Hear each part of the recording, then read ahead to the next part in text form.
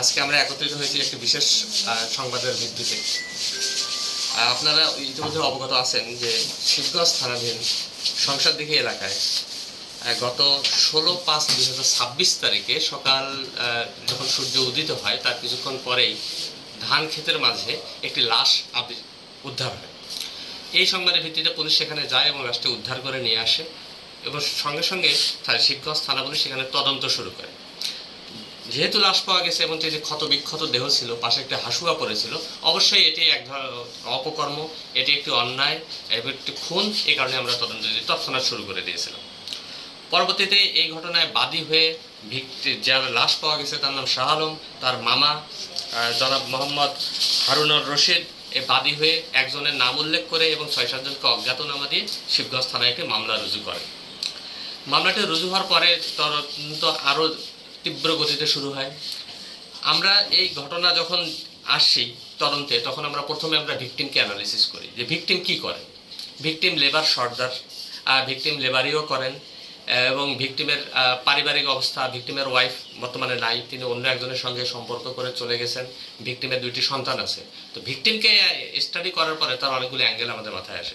যেমন তিনি যেহেতু লেবারের সর্দার ছিলেন, সেখানে কোনো ঝামেলা থাকতে পারে। ওনার ওয়াইফ যেহেতু পাশের বাড়ির আরেকজনের সঙ্গে পরবর্তীতে সম্পর্কে জড়িয়েছেন, তাহলে সেই অ্যাঙ্গেল থেকেও তদন্ত হতে পারে।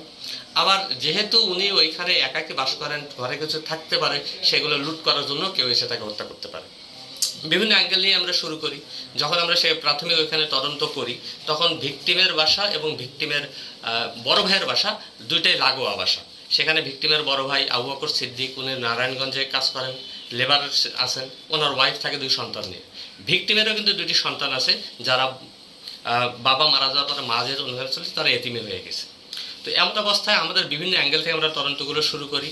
তো তদন্তে যেহেতু ওনারা এজাহার নামে একজন আসামিকে দিয়েছেন, তো প্রথমেই আমরা সেই অ্যাঙ্গেলটা দিয়েই শুরু করি এবং সেই ব্যক্তিকে আমরা তদন্তে গিয়ে দেখি যে ভিকটিমের যে ওয়াইফ, যার সঙ্গে পূর্বে সম্পর্ক করে চলে গেছে ভিকটিমকে ছেড়ে, তো এই ব্যক্তি হচ্ছে তার এক্স ওয়াইফের বর্তমান হাজব্যান্ড।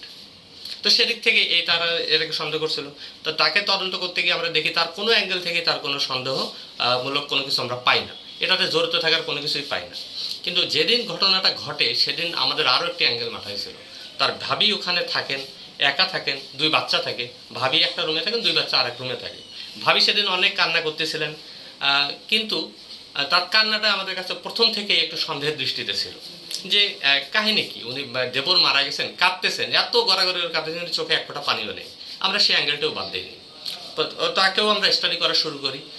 তাকে স্টাডি করতে গিয়ে আমরা দেখি যে আমাদের যে তদন্তকারী কর্মকর্তা উৎপল এবং তার সঙ্গে আছে এরশাদ, মনজয়, আমার সুন্দর একটি তদন্ত টিম আছে, তারা এই অ্যাঙ্গেলগুলো অ্যানালিসিস করা শুরু করে, যে ভাবিকে স্টাডি করা শুরু করে।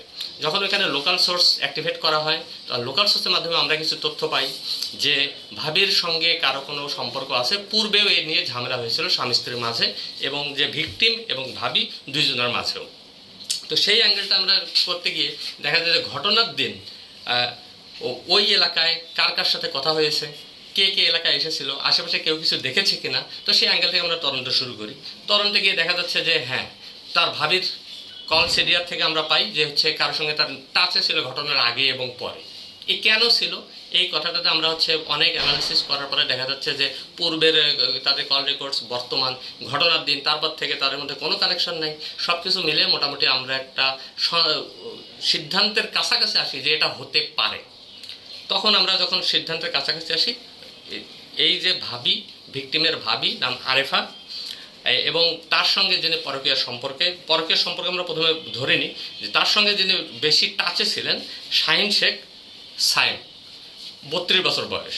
তো তাদের 2 জনকে আমরা জিজ্ঞাসাবাদের জন্য আলাদা আলাদা করে নিয়ে আসার পরে 2 জনকেই যখন আমরা জিজ্ঞাসাবাদ করি, তখন তারা স্বীকার করে যে তাদের 2 জনের মাঝে এই সম্পর্কটা প্রায় 1 বছরের ঊর্ধ্বে সময় ধরে।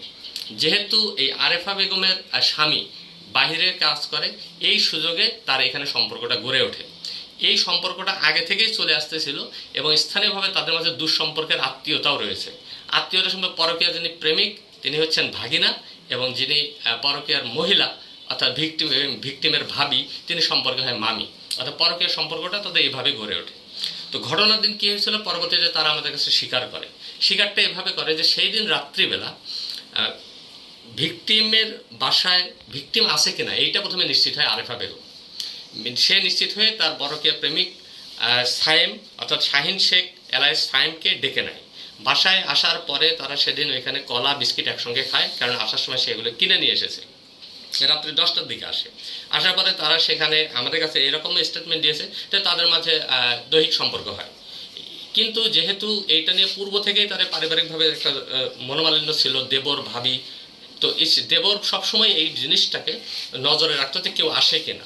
তো সেই দিন একটু শব্দ পেয়ে সে আগে থেকেই এলাকায় তৎপর ছিল, এবং যেহেতু সে রাত্রিবেলা একা, তাই সে একটা হাসুয়া হাতে নিয়ে সে ঘুরে বেড়াতো ও তার বাসার আঙ্গিনাতেই, যে ভাইয়ের বাসায় কেউ আসে কিনা। রাত 11:30টার দিকে যখন তারা দুইজন এখন পরকীয়া প্রেমিক চলে যাবে শাহিন শেখ, তখন তারা পূর্ব গেট, যেটা মেইন গেট বাসা, সেই গেট দিয়ে বের না হয়ে পশ্চিম গেট দিয়ে বের হয়। পশ্চিম গেটটা খোলার শব্দ পেয়েই শাহ আলম, যিনি আমাদের ডিসিস্ট বা ভিকটিম, তিনি সেখানে এসে উপস্থিত হন। যখন তারা উপস্থিত হয় তখন দেখে তো ঘাবড়ে যায় দুইজনই, আরেফা বেগম এবং শাহিন শেখ। তখন তার শাহ আলম, যিনি আমাদের ডিসিস্ট, তিনি বলেন যে শাহ আলমকে বলে, তুই এখানে কি করিস? সে যখন ব্যাপারটা বুঝে যায় তখন শাহ আলম এবং শাহিন শেখ দুইজনের মাঝে ধস্তাধস্তি শুরু হয়। দুইজন ধস্তাধস্তি করা অবস্থায় ভিকটিম শাহ আলমের ভাবি আরেফা বেগম, সে শাহ আলমকে ধাক্কা দিলে শাহ আলম মাটিতে পড়ে যায়। এই ফাঁকে শাহিন শেখকে আরেফা বেগম বলে যে তুমি যেভাবে পারো পালিয়ে যাও। সে ধান ক্ষেতের মাঝে দিয়ে দৌড় দেয়, দৌড় দিতে গিয়ে ধান ক্ষেতের মাঝে সে ধাক্কা, পায়ের সঙ্গে পা বেঁধে সে কাদায় পড়ে যায়। এর পিছে পিছে ধাওয়া করে ভিকটিম শাহ আলম। শাহ আলম যখন তার কাছে দৌড়ে যায়, হাতে যেহেতু হাসুয়াটা ছিলই, শাহিন শেখ নিজে বাঁচার জন্য হাসুয়াটি কেড়ে নিয়ে ভিকটিমকে উপর্যুপরি কোপায় এবং ঘটনাস্থলেই ভিকটিমের নিহত হয়। পরবর্তীতে সে পালিয়ে যায় বলতে ঘটনাস্থল ত্যাগ করে, এবং রাত্রিবেলা এবং পরবর্তীতে সকালবেলা যখন এই শাহিন শেখ এবং আরেফা বেগমের আবারও কথোপকথন হয়, তার মাঝে এই কথাটা হয় যে আমার নাম্বার ফোন থেকে ডিলিট করে ফেলো, আমার সাথে আর কোনো যোগাযোগ করা যাবে না, এ নিয়ে কোনো কথা বলা যাবে না। এই অবস্থায় তারা আমাদের কাছে স্বীকারোক্তি দিলে আমরা বিজ্ঞ আদালতে তাদেরকে প্রডিউস করি, এবং বিজ্ঞ আদালতেও তারা বিজ্ঞ আদালতে 164 ধারা অনুযায়ী, সিআরপিসি 164 ধারা অনুযায়ী স্বীকারের মতো জবানবন্দি প্রদান করেছেন। এই যে আসামিদেরকে আপনারা গ্রেফতার, আচ্ছা, গতকাল রাত 26/5/2026 তারিখের রাত্রি 1:30 ঘটিকায়, 1:35 ঘটিকায় তাদেরকে আমরা ওই এলাকা থেকেই, অর্থাৎ ভিকটিমের যে ভাবি আরেফা তার বাসা থেকে, এবং যে পরকীয়া প্রেমিক শাহিন শেখ তাকে তার বাসা থেকে, তাদের বাসাও পাশাপাশি, তাদেরকে নিজ বাসা থেকেই গ্রেপ্তার করা হয়।